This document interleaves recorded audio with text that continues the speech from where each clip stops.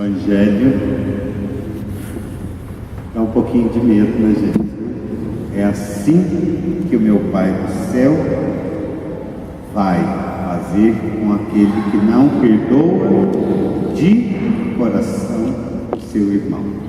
O patrão perdoou o empregado não perdoou o companheiro.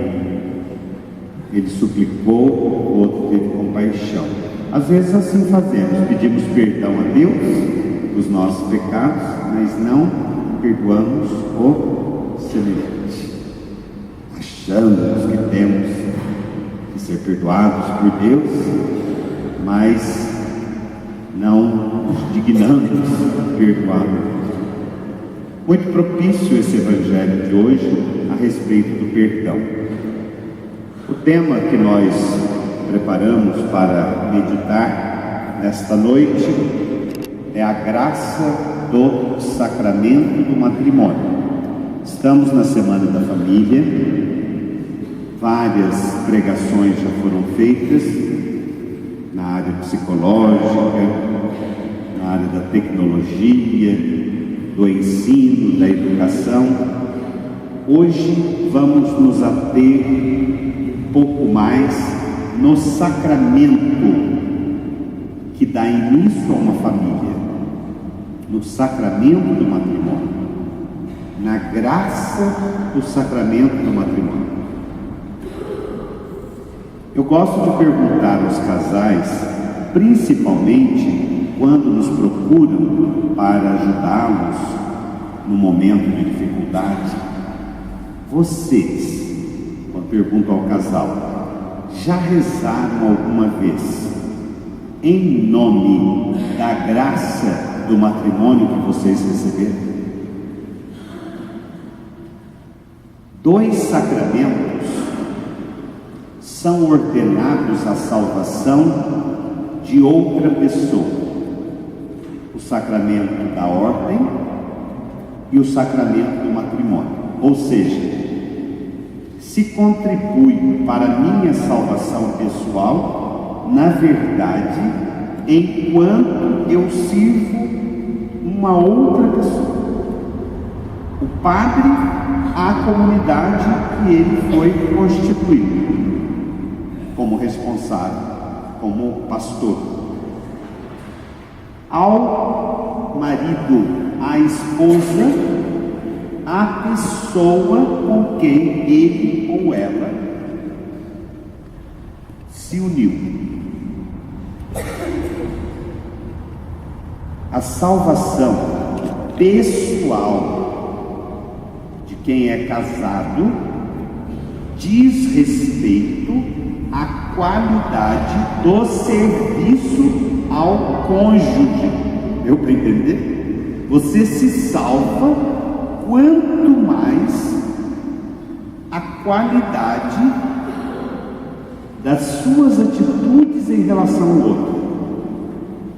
Mesmo que não seja um mar de rosas no casamento, mas não é o resultado, mas o que você faz.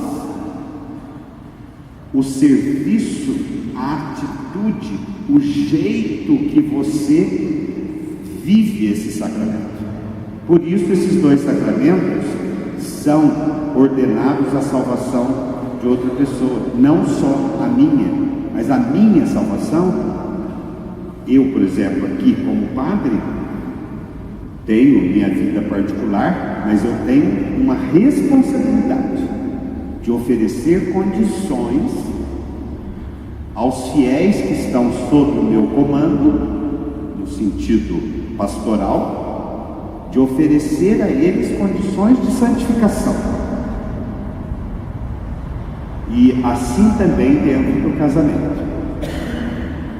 Os esposos são fortalecidos e consagrados em ordem do cumprimento do seu dever, do dever de Estado, de casado. Ou seja, a graça que um casal recebe, ela é para consagrá-lo e fortalecê-lo para cumprir os seus deveres. Não é para ser bonitinho pessoalmente só, não. Ai, como eu sou santinho, santinha, eu rezo o terço sozinho. Eu falo, não. A a graça primeira do sacramento não é individualista. Cada um tem a sua identidade, sua espiritualidade, não tem problema com isso. Agora, a partir do momento que você se une a uma pessoa, você passa a ter responsabilidade por essa pessoa. Tanto que São Paulo elogia aqueles que não se casam, mas se casar, então, que viva intensamente, porque não é fácil, é uma vocação. Eu já disse isso aqui. Tem gente que acha que porque não foi ser padre nem vai ser freira, que tem que casar. Não, não é assim não. Tem gente que nem serve para ser padre, nem serve para ser freira e nem serve para casar. Serve para ficar sozinho. É a vocação dessa pessoa. E servir a igreja desta maneira. E tem muitos que servem e são felicíssimos assim. E se encontraram, às vezes, numa consagração íntima com Deus. Ou aquele que nem tinha tanto preparo para o matrimônio, mas que com a graça de Deus, que é poderosa, e o esforço da pessoa, conseguiu caminhar e vai caminhando e aprendendo. Agora, há pessoas que não colaboram com esta graça. Não colaboram. A graça de Deus é poderosa, meus irmãos, mas não se esqueçam que tem as famosas duas frases latinas, ex opere operatum, ex opere operandis, ou seja, a graça de Deus tem força por si só, ela tem poder por si só, mas a graça pressupõe a natureza. A graça de Deus vem, mas a naturezinha nossa tem que cooperar, porque senão não tem aonde a graça agir. Se eu não estou livre à graça de Deus, se eu não faço a opção à graça de Deus, obviamente eu estou fazendo opção por outra coisa. Está entendendo? A graça tem poder, a oração tem poder. Mas e o que eu quero na verdade? Vou pôr minha intenção no meu casamento, na missa, não sei o que, mas não move uma palha, um dedo para melhorar o relacionamento. Pode rezar até de ponta cabeça, o padre virar lá no telhado, que não vai adiantar nada, porque a pessoa, a natureza, não vem ao encontro da graça. E ó, cheio disso. Às vezes um só lutando, uma andorinha, né? Assim faz o verão. Aí eu fico assim pensando, meu Deus, duas pessoas livres, inteligentes, capazes, e passam às vezes anos na dor, no sofrimento, por uma escolha, por uma dificuldade, porque um fica esperando o outro, não sei, tem mil razões, mas que é doloroso, de perceber isso. Vamos sentar aqui, vamos conversar, nós somos duas pessoas inteligentes, livres, o que nós podemos fazer para aproveitar a graça que nos foi dada neste sacramento. Por isso que eu disse no começo, rezar em nome da graça, ajoelhos dois e falam, Senhor, em nome da graça do matrimônio, igual um padre reza, em nome do meu sacerdócio eu peço com toda a força. Quantas vezes eu já rezei isso? Aquela oração de clamor. Depois, meus irmãos, o pacto matrimonial, a aliança entre o homem e a mulher, segundo a doutrina da igreja, constitui entre si comunhão íntima de toda a vida. Primeiro, pelo bem dos cônjuges, a procriação e educação da prole, e que entre batizados é elevado a sacramento. Tem pessoas que criticam a igreja católica, dizendo que o matrimônio cristão, ou que a igreja é muito preocupada com a questão apenas da procriação. Não é. A nossa doutrina sempre em primeiro lugar vem o bem dos cônjuges. O que significa bem dos cônjuges? Uma terminologia já antiquíssima. Significa que os dois devem estar bem. deve existir amor verdadeiro entre eles, porque senão o resto não vai dar certo. Esses filhos vão nascer num lugar sem amor. Essa família começa desandada no começo. O bem dos cônjuges, a aproximação, a complementariedade, um tempo de conhecimento suficiente, de partilha. Você não decide coisas na sua vida, demora. O que você vai estudar, o que vai trabalhar, se vai trabalhar nesse lugar, no outro, pensa bem, decide, e depois tem consequências. Agora, para a vida toda, então também a catequese nossa precisa colocar o sagrado matrimônio na catequese. Nós ensinamos que é para a primeira comunhão, Jesus, a Eucaristia, a palavra de Deus é importante, é isso, aquilo, desenha, vai, lê a Bíblia. Mas às vezes nos passa despercebido o que a maior parte das pessoas vão abraçar na vida, que é o sacramento do matrimônio. Quantos adolescentes que eu já escutei, perguntei, então, já está namorando, a gente brinca. Nossa, Deus me livre para ter uma vida igual lá em casa, Deus me livre. Ou seja, o espelho dentro da própria casa, a pessoa já fala, eu não quero isso para mim. E às vezes vemos o contrário. O que você quer ser quando crescer? A menininha fala, quero ser professora, porque minha mãe é professora, então porque a professora dela, ela gosta, acha bonito, quer dizer, um testemunho bonito. Alguém que viu num profissional uma coisa bem feita, bonita, assim também o matrimônio. O menino que quer seguir os passos do pai, né? Seja qual for, mas significa que aquela criança vê naquele pai que gosta de carro, que gosta de cavalo, que gosta de terra, que gosta de estudar, sei lá o que, ele vê amor naquilo que o pai faz. Tem diferença, sim. E eles veem se o casamento também funciona, percebem e desejam isso. A menina deseja um dia arrumar um rapaz, um namorado, aos moldes do jeito que o pai dela é com a mãe. E será que isso, em todas as casas, nós vemos isso? Essa é a graça já percebida e manifestada do pai. Primeiro o bem dos cônjuges, depois a procriação e a educação da prole. O Papa João Paulo II, agora canonizado, ele dizia muito isso. A educação está intimamente ligada ao ato de gerar.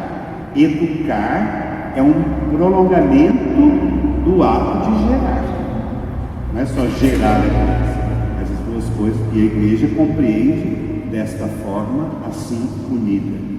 E entre batizados, o matrimônio é um sacramento, ou seja, força sacramental, o vínculo profundo.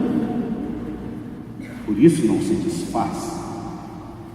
Pode não ter existido uma coisa muito complicada para poder declarar isso, mas a igreja deve preservar sempre este vínculo e a riqueza do sagrado matrimônio. Meus irmãos, na Sagrada Escritura, na Bíblia, começa falando da criação do homem e da mulher. Lá no começo do livro do Gênesis, nós já vemos ali estampada a união do homem e da mulher, o casamento. E lá no final da Bíblia, no Apocalipse, capítulo 19, praticamente, talvez versículo 9, se não me falha a memória, já diz: felizes os convidados para o banquete nupcial do Cordeiro. A imagem das núpcias eternas, do casamento celeste de Cristo com a sua igreja. Jesus começou sua vida pública no umbral da sua vida pública, onde? O seu primeiro sinal? Numa festa de casamento, nas bodas de Caná, para dizer que o casamento é algo bom, e foi lá o primeiro milagre. Nossa, disse o mestre Salomão, você guardou o vinho melhor até agora. Desta passagem das bodas de Caná, uma das frases que mais me chama a atenção: guardar o vinho bom até o final. o amor voluptuoso, não é só no dia do casamento, não. Aliás, tem dia que nem no dia do casamento tem esse amor verdadeiro. Mas o amor verdadeiro, ele deve ir até o final, guardar o que tem de melhor até o fim. Assim, a Sagrada Escritura nos ensina que o próprio Deus é autor do matrimônio pela lei natural. Não é bom que o homem esteja só. Gênesis capítulo 2, versículo 18, criou a companheira, na linguagem figurada da costela, para mostrar que são iguais, em pé de igualdade, não é da cabeça nem dos pés, mas do meio, um está ligado ao outro. Por isso o homem deixará seu pai e sua mãe, se unirá à sua mulher, e os dois serão uma só carne. Por isso que, depois que é retirada a mulher do seu pai, depois que ele reconhece, ele diz: agora sim é carne da minha carne, osso dos meus ossos. Bonita essa palavra. Aí vem uma frase assim: por isso o homem deixará seu pai e sua mãe. O por isso é uma condição. Por isso o quê? Depois que você, mulher e homem, marido, esposo, reconhece que é carne da sua carne, que é osso dos seus ossos, ou seja, que são iguais. Porque enquanto um é maior que o outro, não existe relacionamento. Isso não é relacionamento, isso aqui é subjugar. O relacionamento está aqui. Se o marido é mais, se a mulher é mais, você está aqui, esses dois estão disformes, nunca houve um relacionamento. Nunca se estabeleceu uma unidade. Vivem juntos. Mas o sacramento, a graça de Deus, nunca encontrou repouso profundo nesse relacionamento. E eu não estou dizendo que não haja falha, não, porque todos nós temos falhas e vamos melhorando como padre, como casal, todos nós temos nossos erros.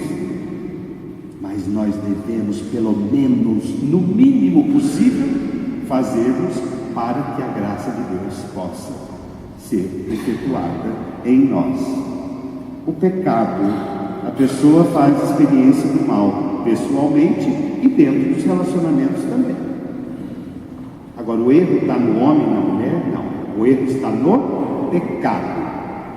No pecado que é assumido. E o pecado, ele vem disfarçado. Primeiro, na discórdia, no espírito de domínio, na infidelidade, no ciúme, nos conflitos, num ódio que leva até a ruptura, uma desordem.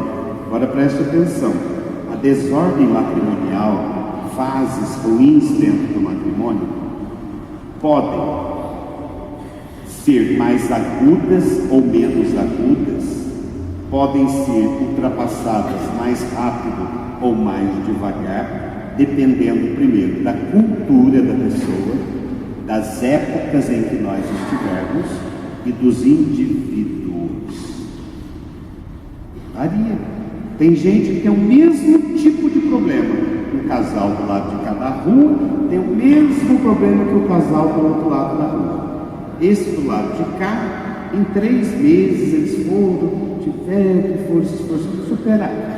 Do lado de cá, faz 40 anos que está se com o mesmo problema.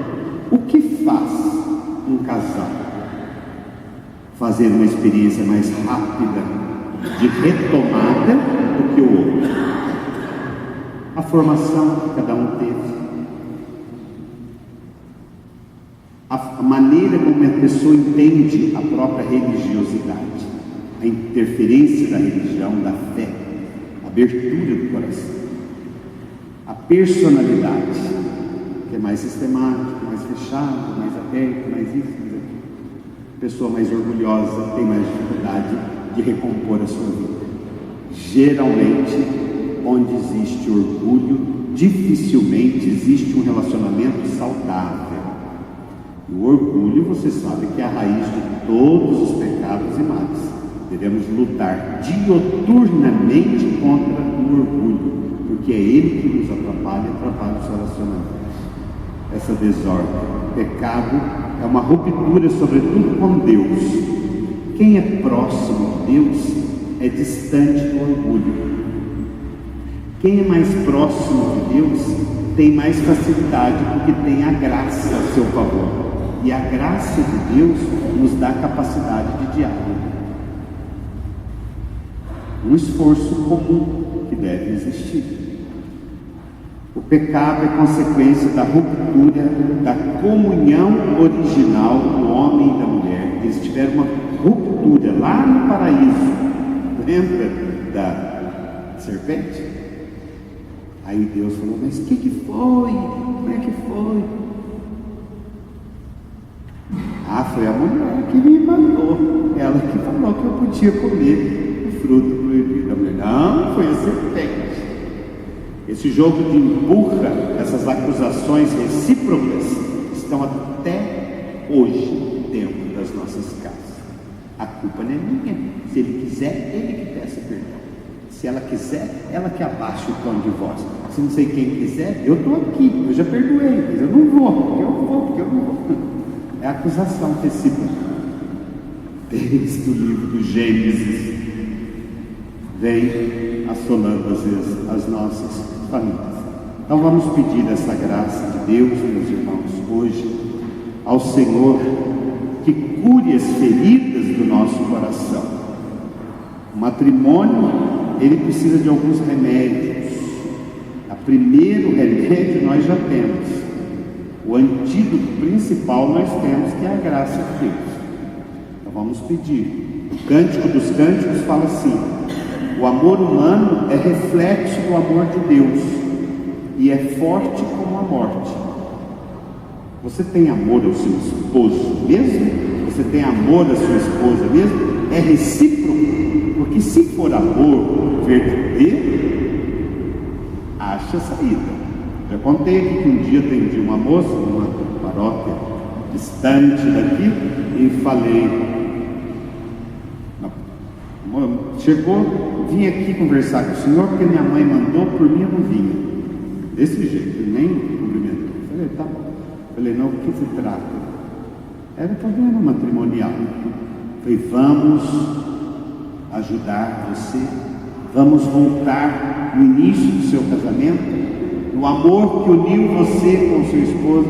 Ela falou: coitado, não tem não, nem no começo do dia, o senhor não vai achar nada. Isso na boca da pessoa. Por isso que eu digo para você: você nunca teve amor nenhum? Nós vamos salvar o que nesse relacionamento? É um relacionamento que nunca devia ter existido, nunca devia ter começado. Ah, mas eu comecei sem amor, então eu quero ser padre. O bispo me ordena que eu quero ser padre. Ah, não queria não, estava brincando. Ah, mas eu não tinha maturidade, não tinha isso, não tinha aquilo. Então, como é que existiu esse ato? Como que pode? Aí então eu estou fadado a ser uma pessoa infeliz pro resto da vida? É assim? Não dá para questionar? É sério, meus irmãos. É uma questão delicada, porque tem muitas vertentes e não podemos entrar aqui em casuísmo, analisar esse fato, esse. Cada caso é de uma forma, cada pessoa tem uma experiência, e nós devemos respeitar e orientar e ajudar, mas a base de tudo é encontrar o amor que os uniu. O próprio Cântico dos Cânticos fala também assim: nem as águas caudalosas conseguem apagar o verdadeiro amor. O amor, quando é verdadeiro, ele não é apagado, não consegue. A igreja então nos ajuda hoje a compreender. Eu pergunto para você o seguinte: será que muita gente que está casada, até muitos que estão aqui, espero que não seja o que eu vou dizer aqui, mas será que só são separados aqueles que realmente não moram mais juntos e que têm um papel que diz que eles são separados nesse mundo que nós vivemos? Será que separados são só aqueles que têm uma carga, um divórcio ou uma separação judicial? Ou nós temos muitos casais que vivem juntos e que são separados? A graça de Deus acaba, o sacramento do matrimônio, a graça que Deus deu a eles, ela acaba, ou na verdade esta graça é substituída pelo pecado, pelo individualismo, vai sendo substituída. Não tem como a graça de Deus desaparecer. A graça de Deus existe. Agora, eu tomo posse desta graça, ou eu tomo posse de uma coisinha minha, de minhas manias e de coisas que eu quero e não consigo compartilhar e crescer junto com outra pessoa? Então tem milhões de coisas, mas para não demorar muito, vou terminar. Meu papel aqui tem coisa para falar até meia-noite, anotações aqui. Pelo menos 3 coisas para encerrar. Quando perguntaram para Jesus, escuta, mas não pode se dar uma carta de divórcio? E Jesus falou, não. Qual foi a resposta dele? Mateus capítulo 19. No início não era assim. Moisés permitiu por causa da dureza do coração de vocês. Então, olha essa palavra é forte, hein? Dureza do coração. Por isso que muitas pessoas não conseguem mais viver juntos, por causa da dureza do coração. Aqui vai para lá você e eu vou para cá. Porque se o coração não fosse duro, haveria diálogo, esforço, tentativas, muitas vezes. Mas o coração duro não faz tentativa. Principalmente o coração da geração em que nós estamos, que é algo completamente descartável. Descartável. Relacionamentos rápidos. Eu falei numa missa outro dia sobre o jugo, a canga do boi lá que vai arar a terra. Por isso que vem a palavra cônjuge, vem de jugo, cônjuge. Marido e mulher que não estão na mesma altura da canga, um machuca o outro. Se um é mais alto, pesa naquele e fica desconfortável o jugo. Daí que vem cônjuge. O casamento é você fica atrelado, não amarrado como escravo. Tanto que São Paulo fala, o único laço, a única corrente que não prende é o laço do amor. Se você se laçou a alguém por amor, não foi para se escravizar, mas foi para se libertar e ser melhor. Sabe uma prova de que se o amor seu é verdadeiro ou não? Veja como você é melhor junto com aquela pessoa. Eu me sinto melhor com a minha esposa, com o meu esposo. Junto dele, junto dela, eu sou diferente. Ou seja, você é complementado. Essa é a beleza do amor verdadeiro. Um amigo que você sente quando está com esse amigo, com aquela amiga, você se sente bem e diferente, melhor. Esse é o verdadeiro amor. Então vamos dizer algumas coisas aqui, para encerrar, que atrapalham a graça de Deus de agir. Você manda a família, o padre demora um pouquinho mais, não vale a pena também, né? Nós estamos aqui para meditar a importância desse matrimônio. Primeiro,